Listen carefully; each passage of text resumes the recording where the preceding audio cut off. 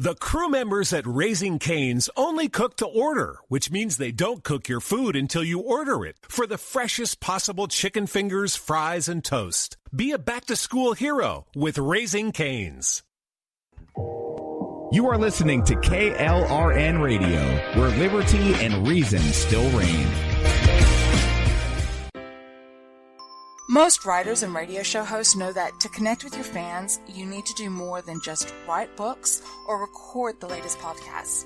There are many different elements that go into forming an online platform, but there are also many hidden traps. To make matters worse, solid advice on how to survive the muddy waters is scarce. In the book Hidden Traps, I talk about some of the important issues of working with an online platform, highlighting traps that could put your physical or internet security at risk or be harmful to your reputation. Are your social media posts just links with a few disjointed words, making you look like someone who can't complete a sentence?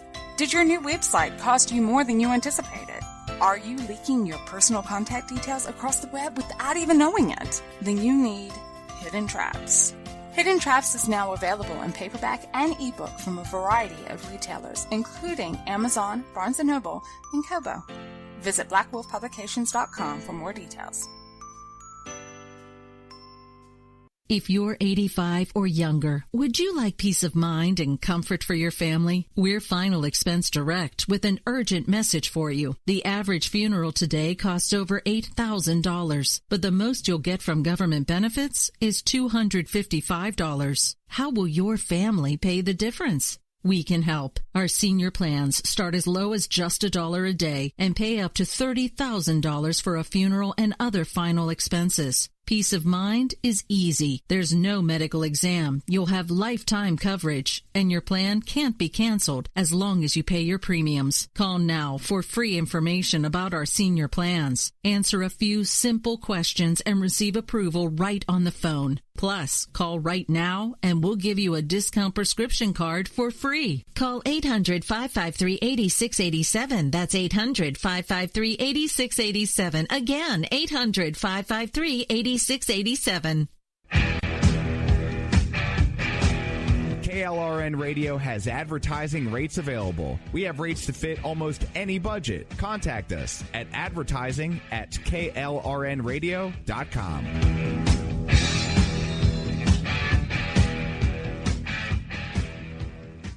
Everyone loves liberty. Our rights come from God, not the government. So why are you letting other people tell you what's best for your healthcare? Exercise your freedom with Liberty Health Share. Liberty Health Share is a community of people who voluntarily share one another's medical costs. Liberty Health Share is founded on the idea that most people truly want to help one another. Healthcare sharing allows members to do just that as a true community that supports one another in times of need. Liberty believes people should make decisions for themselves and their families. Members are able to take back the freedom to make their own decisions about their healthcare. Freedom from guilt or doubt about how your money is used. You have the freedom to direct your healthcare, not to be dictated to by bureaucrats. Stop letting others tell you what to do and join a community of like-minded people. Exercise your freedom. Join Liberty Health Share and take back the control of your healthcare while helping those around you. Call Liberty at 855-58-LIBERTY. Again, that's 855-58-LIBERTY for more information, or you can check them out at libertyhealthshare.org. Again, that's libertyhealthshare.org.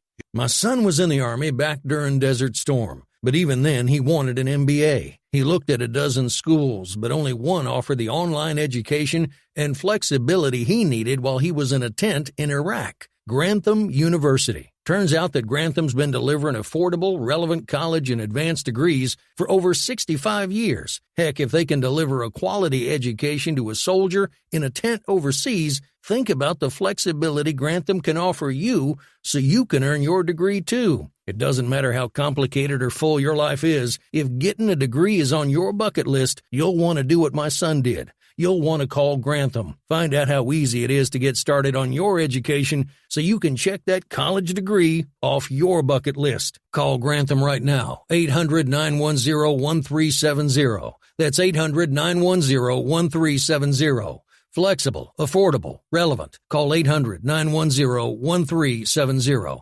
At St. Jude, a family never sees a bill at all. It's like the world has been lifted off of your shoulders.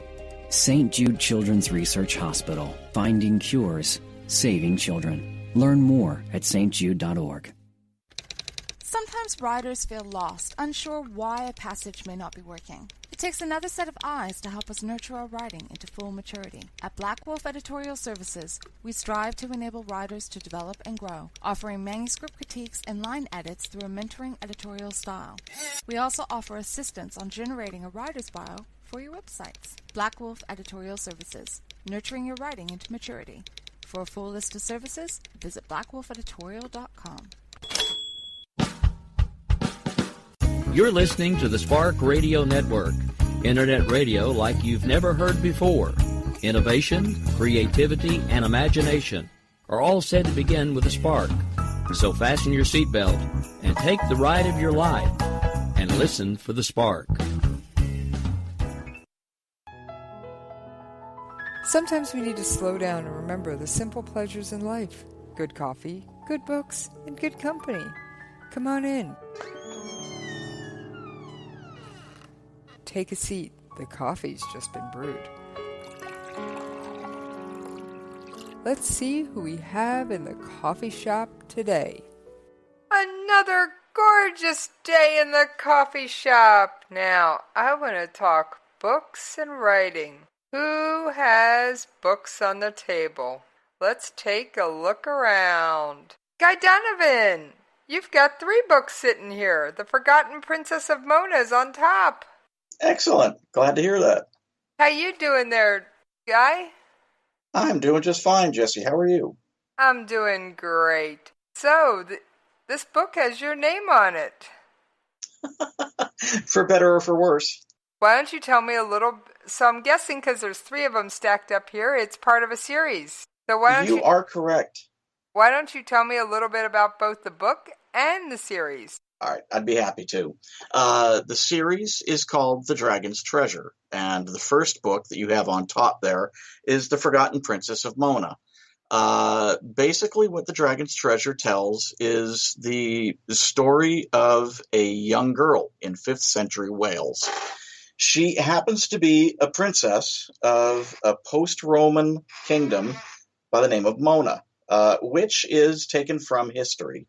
The island of Anglesey, which is actually 2 islands in the Hibernian Sea to the west side of North Wales, is paired with the island of Holy Island. Between the 2 of them, in 5th century post-Roman Britannia, they made up the kingdom of Mona. Well, my lead character, Princess Caris, is the princess of that island kingdom. But she was born simple-minded, to put it in the terms of the day.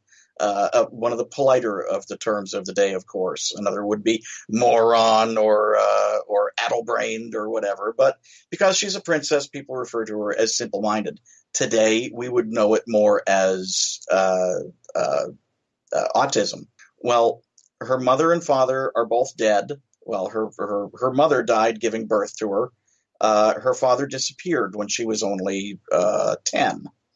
The book begins with her at 11, 1 year after her father's disappearance. Her father, after the death of her mother, was forced by the High King Vortigern, another historical figure from the time in Britannia shortly after the Romans left to go back to the mainland of Europe. He was forced to remarry another woman who is now the queen of the kingdom. She doesn't really care too much about Caris, so she's sort of shuffled off to the side because she's useless to her. And she basically lives with her tutor, who was her father's advisor when he was king. And they both generally just live a life of forgotten nothingness in the royal manor, while the new queen goes about her business with her son, who will one day be king of Mona in place of Caris. That's pretty much the start of it. That would make a pretty boring story.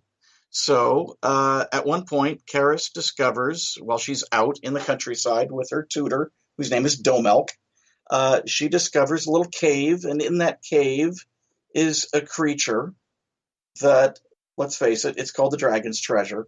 We know we're going to find out it's a dragon, but no one knows that at first. But the effect of that creature on her begins to change her mentality and bring her around more to normal in a very painful process.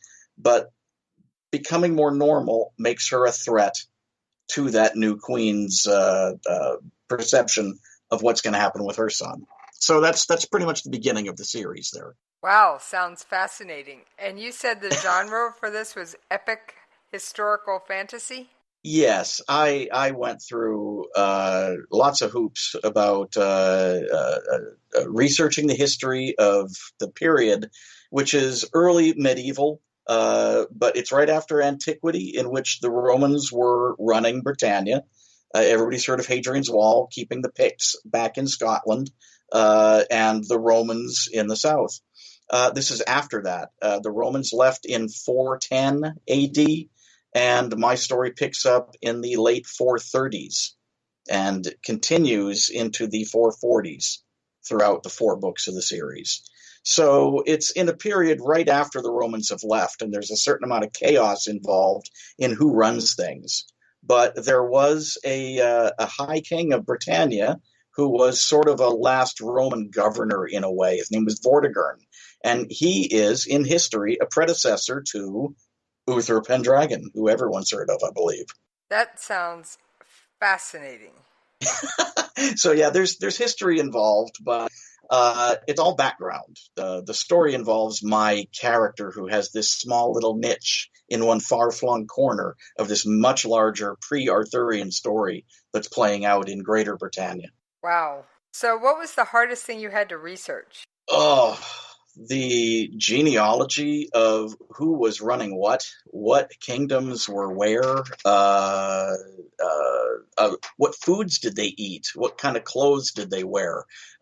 Everybody thinks of Romans when they think of togas, but of course togas aren't what anybody thinks of in terms of the medieval era, even the very early medieval era. It was just a ton of, what kind of shoes did they wear? What did they eat? A funny little anecdote is that I got all the way through like my 5th draft or more in that first book, Forgotten Princess of Mona, before another author friend of mine over in Britain happened to mention to me, hey, by the way, no potatoes. Those came from the New World. Yeah, well, who'd have thunk? Wow. So it's those kind of details that actually I think make a book more fascinating. Well, I tend to agree. I tried to get as much of it right as I could. Now, one of the benefits of writing in that era, writing a story set in that era, is that, well, it's good and bad, because it's bad in that there's so little information recorded about some of these little details. But for a storyteller, that's actually a very good thing, because it gives me an enormous amount of wiggle room to kind of tell my own story.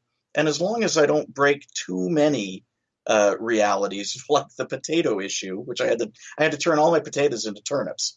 But as long as I don't break too many of those actual things that we do know, it gives me a huge amount of wiggle room to kind of make up my own stuff. Gotta ask, how do you research dragons? Well, that's as much personal preference as anything else, I think. I mean, every ethnicity, every race, every nationality on the earth has a dragon in their history. If you go back far enough, it's like the flood. Everybody's religion has a flood in it. Basically, it allowed me to kind of pick and choose. Clearly, the Asian dragons were not going to show up in a story set in 5th century Wales, which was not even Wales at the time, of course. But I fudged things a little bit to use Welsh names and Welsh language in some places. Basically, what I did is I just went with the dragons that I like. And I have always preferred a wyvern over a traditional dragon. Now, you might ask, what's the difference between the two? A traditional dragon is 4 legs and the 2 wings. A wyvern is 2 wings and 2 rear legs. If you're watching stuff like Game of Thrones and the Hobbit movies, those are wyverns, you'll notice, as opposed to a true dragon. Other than that, I took from a lot of different places. As a kid, one of my absolute favorite series to read was Anne McCaffrey's The Dragon Riders of Pern. Not giving away too much with the story to say that the thing about my dragon that cures Karis's autism and gets her out of that mental prison that she's in and allows her to speak and associate with people, is a telepathic link, which, well, yeah, mea culpa. I stole that from Anne McCaffrey. Her dragons are telepathic, so is mine. And it's that telepathic link that helps to mold Karis and fix what's wrong with her, so that she can then basically associate with people better and actually be a main character rather than just this kind of character that's marginalized and pushed off to the side, and you only know what's going on in her head. So it was a lot of Anne McCaffrey, a little more of Anne's dragons builds throughout the series when the dragon Karis meets in Forgotten Princess learns how to make fire. I'll leave that where it is for now. How long did it take you to write The Forgotten Princess? Oh, I think I started it in 2009, just out of sheer desperation. I came from a creative background from when my decade in Los Angeles as an anime. When that business kind of pooped out and I had to go do something else, had to find a day job, keep the wife and family under a roof, I got the most uncreative job you could possibly imagine, and I was going out of my mind. My wife recommended to me to pick up writing. And she had written something herself. She's a very creative person, that she wrote as a direct-to-video Barbie movie. And that, of course, didn't sell. She said, well, why don't you take that and make something of it? So in 2009, that's what I started. And I didn't actually publish the thing through Amazon until July of 2013. So basically about 4 years. Were the second books a little faster to write than the first? Oh, absolutely. And they're large books, don't get me wrong. I had originally envisioned this concept of mine, telling the story of this little girl who overcomes this problem, and through overcoming that problem gets involved in a whole bunch of other problems, and leading to the resolution years later. Was originally supposed to have been, in my concept, maybe one large novel. And I got so into it, and the story spun so far out of what I'd originally anticipated that it became essentially 4 novels. That first one took forever, but the second and third and fourth were written over a period of about 2 years, I want to say. And then, of course, it's just dragged out a little bit for editorial. Well, congratulations for doing your editing, and I think it's a great thing that you take the time and actually edit it. Now, do you use a professional editor or critique partners, or how do you edit your work? Well, the problem with editorial, when you're outsourcing to editorial, is there are a ton of people out there who would gladly charge you upwards of $30,000 to edit a large book or a large series like mine are. I just don't have that kind of available cash. What I do use is I have, for smaller projects, I have an editor that I do outsource to, and I happily pay the money, because I do believe in having other eyes looking at my work. I am capable of self-editing. We're all capable of self-editing, but we're so close to the story that we are not our best editors. Because of cash, in the real world, the cash flow situation is such that I can't afford the kind of money that a professional publishing house would put into editorial. But I need those other eyes. So what I've got is a team of beta readers that when I've got it pretty close to what I want and I've edited as best I can on my own, I'll send it out to my beta readers and have them look at it and come back and tell me everything that is or isn't working. A lot of the time they'll point out the smaller issues, like you missed a comma here, missed a comma there, improper use of a semicolon, and that's very valuable. It's the kind of thing that I am pretty capable of handling myself. But what I'm really looking for from my beta readers is this flowing right? Does this make sense? Have I missed something? And they've been very good about it. I've got about 5 or 6. And they give me a very good response to that stuff. And then I'll go back and I'll match to their notes. Where they disagree, it's kind of up to me. And in the end, it is my story. So I have to sometimes judge, just like you would with an editor. Yeah, that might be right, but this is really how I want it. And that's my call. And that's where if people do or don't like the book, that's got to fall on me. I'm the author, not my I can't blame that on my betas or my editor that I do use for my shorter works. So complicated answer to a very simple question. Sometimes I use an actual editor, and other times I go through betas and my own self-editing. I hope that makes some sense. Actually, it makes all the sense in the world. And as a reader, and just to remind all the listeners, I'm not a writer. No. I feel like I'm on an island surrounded by writers going, right. I've tried. It doesn't work for me, kids. It won't happen. Get a grip.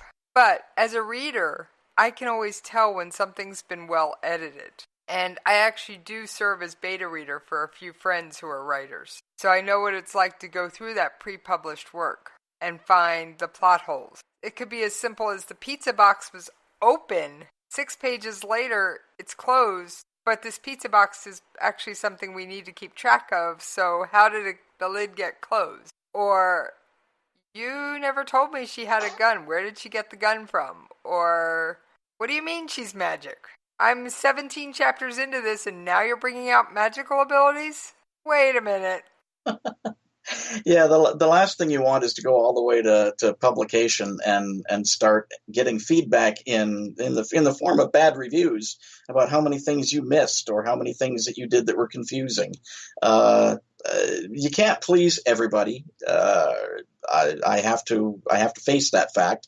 Everybody gets bad reviews. Hopefully everybody gets good reviews as well, but one thing's for certain, everybody gets bad ones. It can't be helped. You can't please everybody, but the more work you put into it, the more sure you are that at least if they don't like it, it's because they just don't like your style of writing or maybe the concept behind the book, not because you're a terrible writer who confused them. Exactly. And no offense, bringing up magical powers in chapter 17 when we haven't seen magical powers all story is confusing. So, where did you get the gorgeous cover? Well, I referenced being in the animation industry for 10 years. That was all me. That is my daughter, who was 10 at the time. No, I'm sorry. She wasn't 10 at the time. She was 9, I think. Standing on top of a hill I should say it's my daughter who's 9 wearing a Hannah Montana wig, because my daughter's hair is long, very straight, and very dark brown. She's wearing a Hannah Montana wig and a dress standing on top of a hilltop in North Dakota, of all places.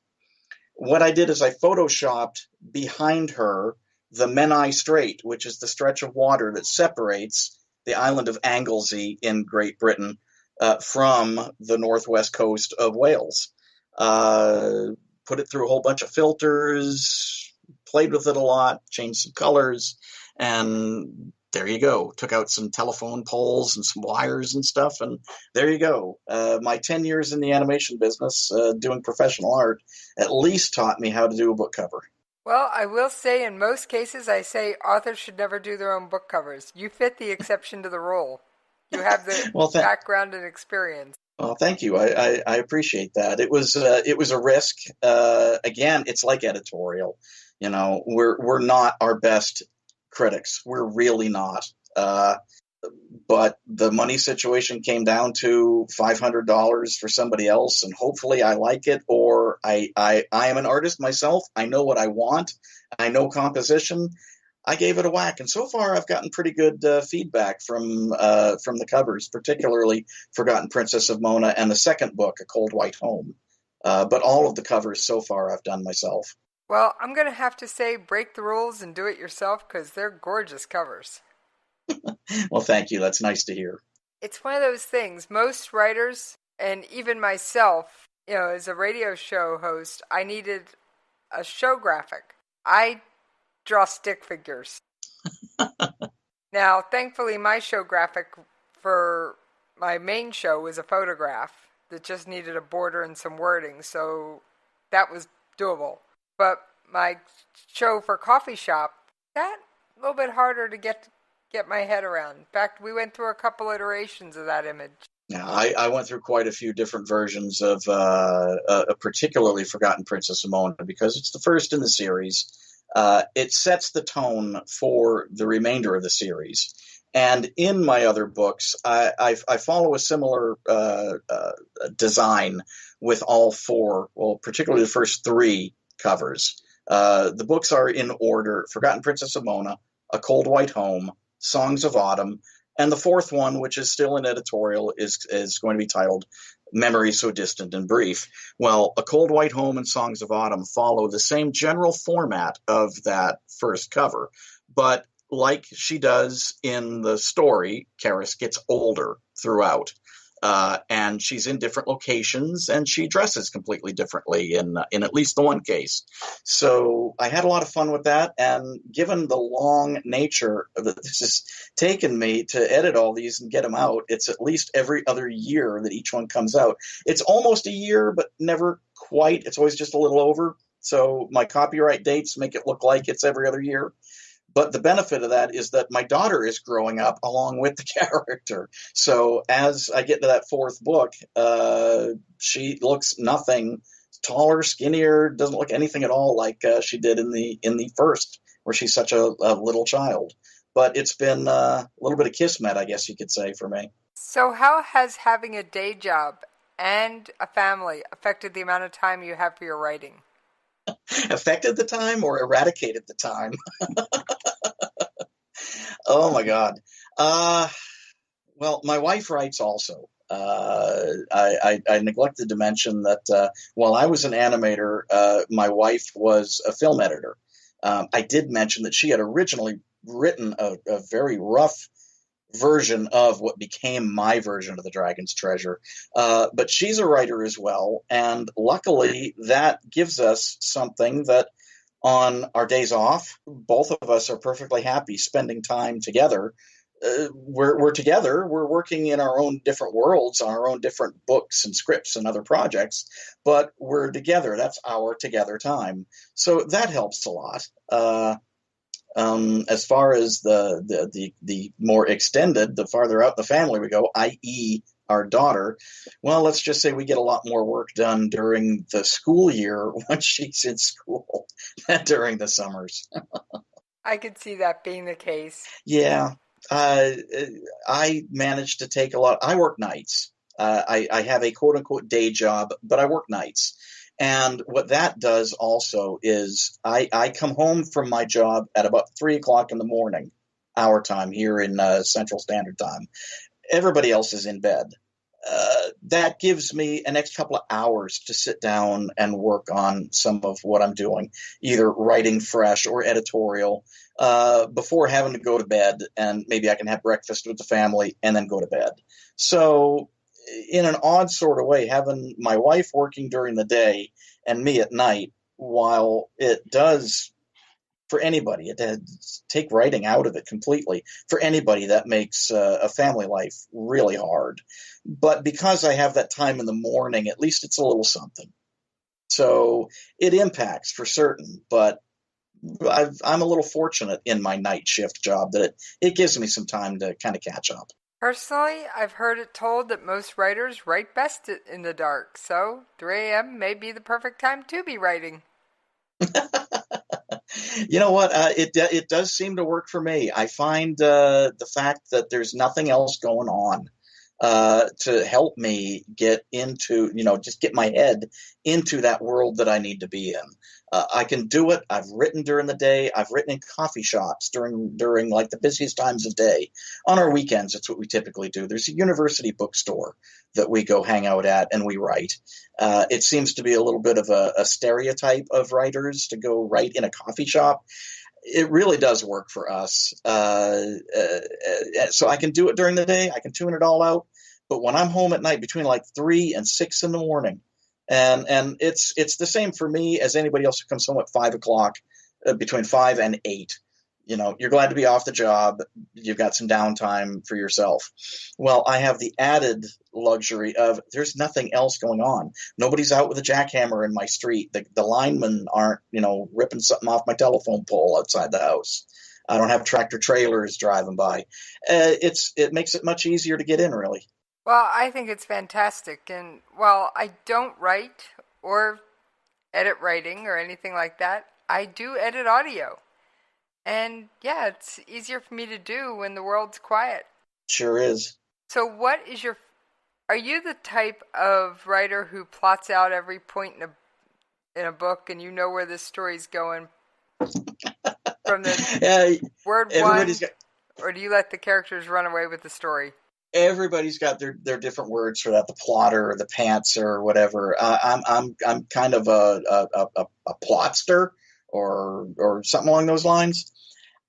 My wife, when she writes, she needs to just start with a basic idea and let the characters take her where they're going. I'm a little more anal retentive than that. My time in the military and all, I'm just a little bit more boilerplate than that. I come up with kind of a beginning, a middle, and an end. It's a little like a road trip for me. I know I'm going to start in, say, Yuma, Arizona, and I'm going to get to Williamsburg, Virginia, by way of Tulsa, Oklahoma. But where I go in between those points, I don't know. I don't know what's going to happen. And that's kind of my approach to writing. I began with the idea of the beginning and ending. I knew where Karis started. I knew what her problems were. I knew what her challenges were. And I knew where I wanted her to end. In the middle was the great big question of, especially in my original concept of this one large, maybe 800-page book, what's going to happen? Well, I needed a middle point. And having worked in entertainment, in animation, I did a lot of storyboard work for television cartoons, most of them really terrible. I won't even go into some of the titles. It would be disingenuous, but most of them were really bad. But even bad animated shows, or bad TV shows for that matter of any kind, teach you a story structure. So I knew I needed a middle point.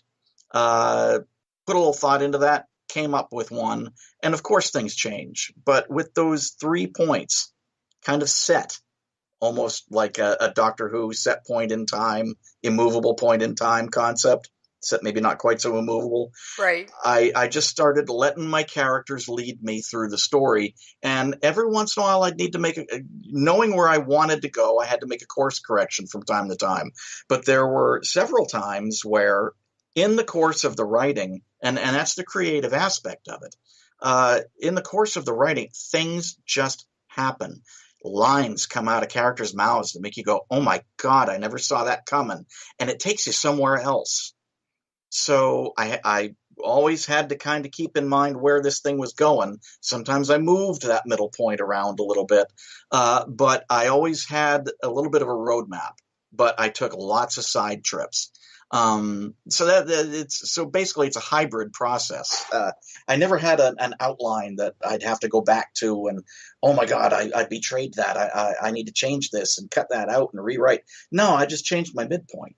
Well, I'd actually have to say you're in good company because most of the authors that I speak with are that hybrid variation. They know plot point A, plot point B, plot point C, and plot point D. How they're getting from A to B, B to C, and C to D is anybody's guess. Yeah, I think it works the best for all of us. I have nothing but the highest regard for the people who can do it with no endpoint, though. Like I mentioned, my wife does that, and I'm just in awe of the ability to do that. I can't. I have to control it a little bit more than that. But there are people out there who can just come up with this stuff, and where it ends is where the characters brought them. I can't do that, though. Well, as much as I've enjoyed this conversation, unfortunately, as everybody knows, there are bills and everything. And yes, it is time to pay those radio station bills. So, I am going to pour myself a cup of coffee, and I will see you on the other side. Most writers and radio show hosts know that to connect with your fans, you need to do more than just write books or record the latest podcasts. There are many different elements that go into forming an online platform, but there are also many hidden traps. To make matters worse, solid advice on how to survive the muddy waters is scarce. In the book Hidden Traps, I talk about some of the important issues of working with an online platform, highlighting traps that could put your physical or internet security at risk or be harmful to your reputation. Are your social media posts just links with a few disjointed words, making you look like someone who can't complete a sentence? Did your new website cost you more than you anticipated? Are you leaking your personal contact details across the web without even knowing it? Then you need Hidden Traps. Hidden Traps is now available in paperback and ebook from a variety of retailers, including Amazon, Barnes & Noble, and Kobo. Visit blackwolfpublications.com for more details. If you're 85 or younger, would you like peace of mind and comfort for your family? We're Final Expense Direct with an urgent message for you. The average funeral today costs over $8,000, but the most you'll get from government benefits is $255. How will your family pay the difference? We can help. Our senior plans start as low as just $1 a day and pay up to $30,000 for a funeral and other final expenses. Peace of mind is easy. There's no medical exam. You'll have lifetime coverage, and your plan can't be canceled as long as you pay your premiums. Call now for free information about our senior plans. Answer a few simple questions and receive approval right on the phone. Plus, call right now and we'll give you a discount prescription card for free. Call 800-553-8687. That's 800-553-8687. Again, 800-553-8687. KLRN Radio has advertising rates available. We have rates to fit almost any budget. Contact us at advertising@klrnradio.com.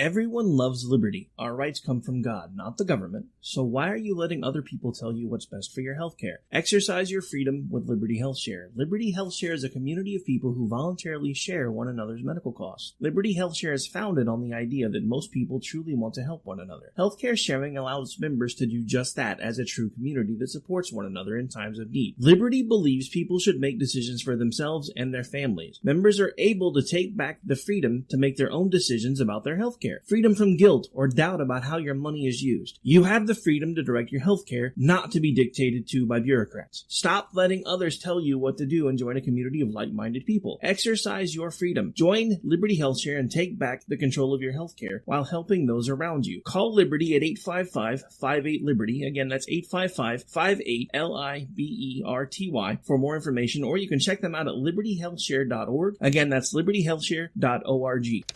Sometimes writers feel lost, unsure why a passage may not be working. It takes another set of eyes to help us nurture our writing into full maturity. At Black Wolf Editorial Services, we strive to enable writers to develop and grow, offering manuscript critiques and line edits through a mentoring editorial style. We also offer assistance on generating a writer's bio for your websites. Black Wolf Editorial Services, nurturing your writing into maturity. For a full list of services, visit blackwolfeditorial.com. Thank everybody for hanging in there over the commercial break. Yes, I will pour Guy a cup of coffee and we can continue discussing The Forgotten Princess of Mona and his other books. Yes, because he has more than one out.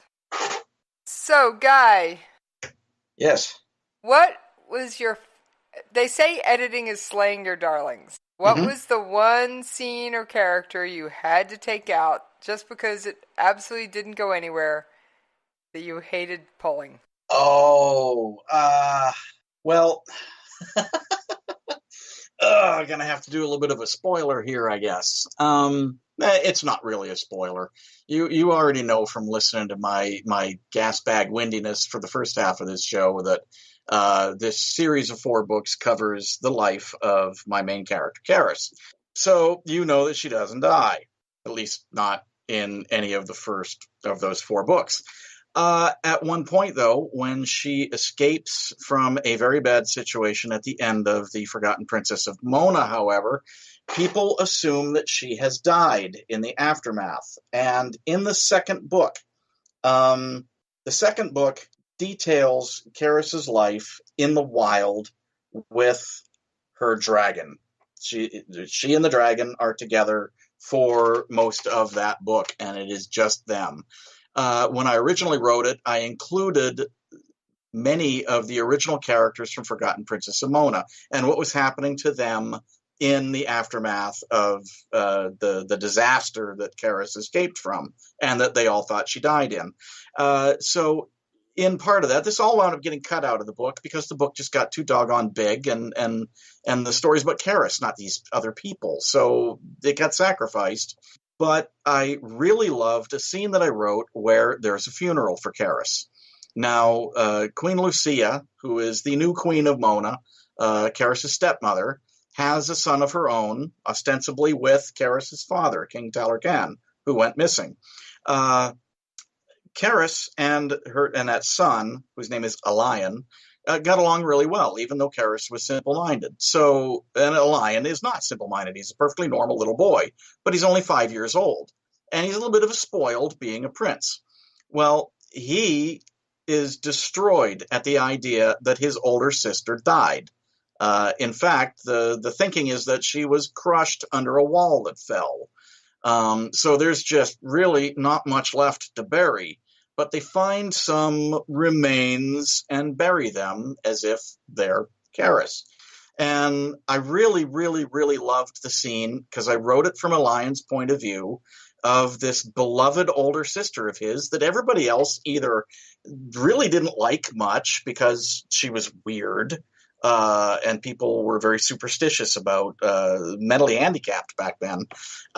He's really distraught about it, and he gets to be the last person to put a little something into her tomb before they seal it up. And it's wrapped up in a Latin ceremony that the local bishop is putting on. And I really liked it because it just put a lot of emotion into that little boy over something that the reader knows is not the case. And it was one of my favorite things, and just because I wound up having to cut all those characters out of the book for the sake of the book's flow, I killed that little darling, but that was a hard one. I really liked that. I always love hearing about the scenes that the authors had to cut, that they didn't want to have to cut, but they had to cut because it either didn't move the story forward, made it too long, fill in the blank, they had to go. Yeah, I could publish another book of excerpts from this because so much of it got cut out in that second book. And that in the third book, when people start going back to that area, that created a little bit of a challenge for me because there's 4 years passing. Eventually, Karis does go back to her home. And for anybody who's read the existing 3 books, the 3 current available books, this is not a spoiler. Those are in the books. And if you haven't read them yet, you're going to forget long before you get to this point, so I'm not worried about it. Karis does go back home under an assumed name. But when she gets there, it's in a situation that is drastically different than the one that she left. So that changed situation was delineated throughout the book A Cold White Home and a little bit of the third book, Songs of Autumn. When I had to cut all that out of Cold White Home, it left me with Karis going back to a situation that now is just, holy God, this doesn't even remotely resemble, other than geographically, where she came from. So it really made kind of a challenge for me in how to get that across, all that stuff that had happened in her absence. It's as much a surprise to the reader as it is to her. And the challenge that presents to me as a writer is not to dump an enormous pile of information in the reader's lap. Because there's nothing that'll send a reader checking out of a book faster than a chapter-long info dump. Yes, ye old info dump. I've seen it. I've read it. Luckily, at my reading speed, I can read right through it.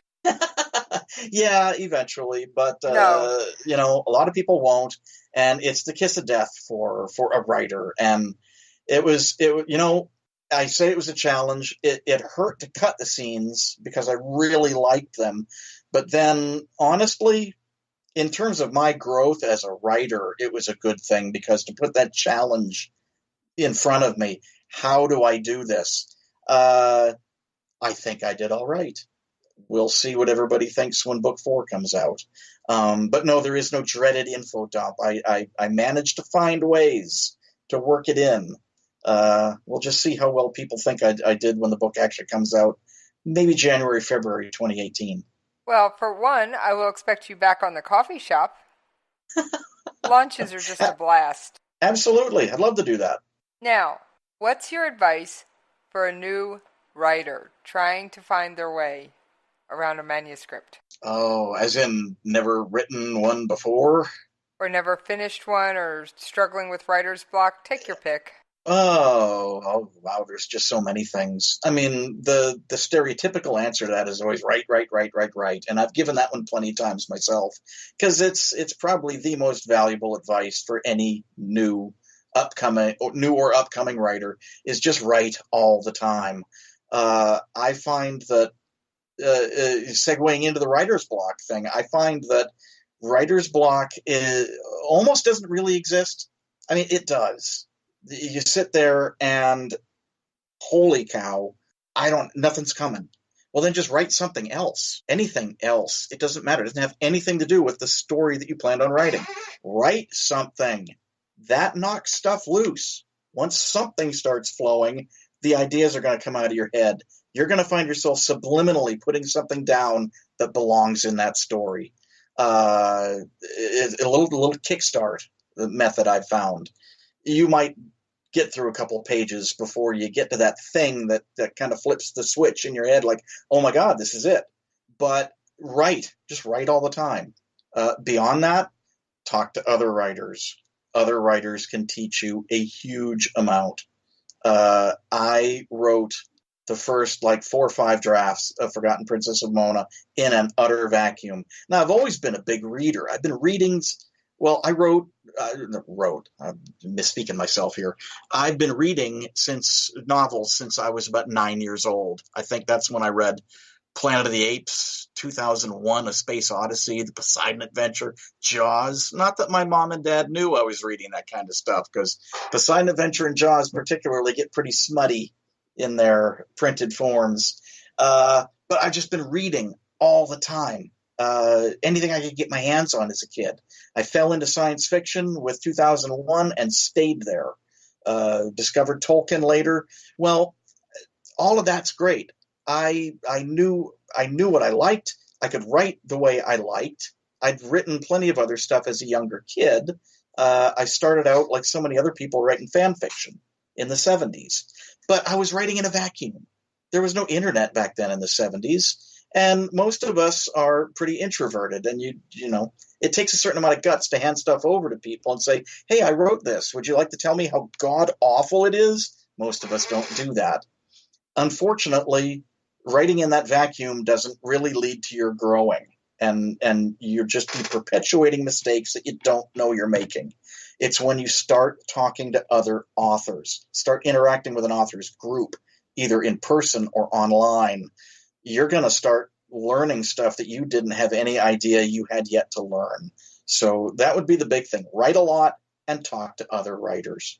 Now, you mentioned writers' groups. Do you have a couple you'd recommend, or places you'd recommend people finding other writers? I don't have an actual physical one. I live in a part of the country that, let's face it, is not full of the most literary-minded types in the world. The Great Plains is an awesome place to live. It really is, and it's got some fantastic people living in it.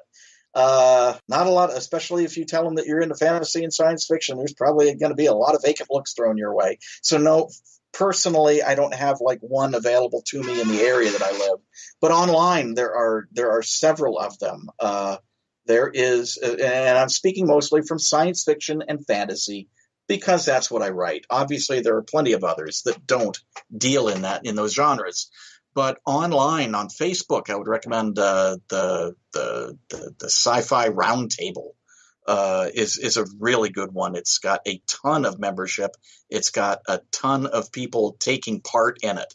It's not just like 4 or 5 people, spouting their minds and everybody else falls in line and just says, yes, we love that too. It's very big membership and it's very active membership. There is a much smaller one that I'm part of. I hesitate to say I was part of the founding of it, but I was one of the first people in it, called Dreamtime Tales Fantasy.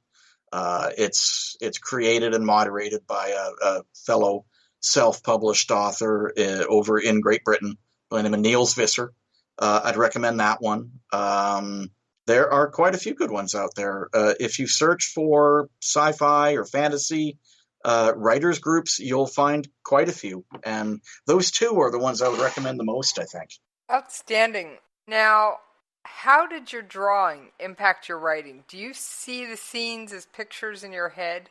Oh, absolutely. I see it in terms of, for an ex-animator, I don't see it in terms of animation, although animation now is approaching live action in terms of its imagery anyway. But absolutely, I see it play out in my head like a movie, because that's what I used to do. I used to storyboard and animate TV shows and movies.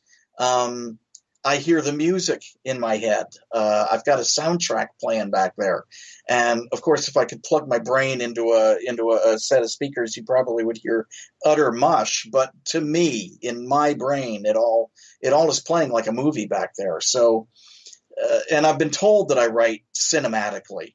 I suppose probably most writers do now, though, honestly, because of the prevalence of filmed entertainment. Everybody's grown up on television and watching movies. We all are familiar with the visual way of telling stories. So I think all writers tend to do that now, but absolutely, in my brain, it is in 70 millimeter Technicolor with the greatest CG effects ever. So you mentioned your wife is also a writer. Does she help you edit your manuscript, or does she look at your writing, or do you not go back and forth with that like that with each other? Oh, she's one of my beta readers, and in fact, when I've come up on some story points where I'm either torn, and I've got several different ways I can go, and I'm in love with every single one of those ideas. She's been pretty indispensable about kind of pointing out to me, yeah, I know you like that, I know you like this, I know you like that, but as an outside eye, she's like, this one here, that's the way to go. And I think once I did not take her advice and was happy with what I did. The other times, not so much. I should have taken her advice. Oh, just goes to show, you never know what the wife knows. No, she's a very good storyteller herself. Her thing coming from editorial is different, of course, because you're assembling what's given to you at that point. But that's part of the reason why she's a very good beta reader for me, is that I'm basically, she's fallen back on that old habit of editorial.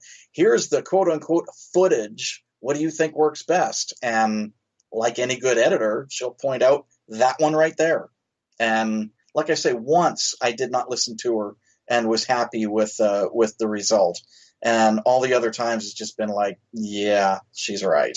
So how long did it take you how long do you think it's going to take for you to edit this 4th book and get it out there for the rest of the world to read? Oh, it has been probably the biggest job I've had in this entire series. I threw so many things into it, like several kitchen sinks went into this original draft of the final book, and it's got to get whittled down a lot. There are just a lot of things. I was giving myself avenues of approaches, which way to go, which way I can go, which way I might go, several different versions of scenes and endings, and leaving the decision later which one was going to work best with my eventual ending.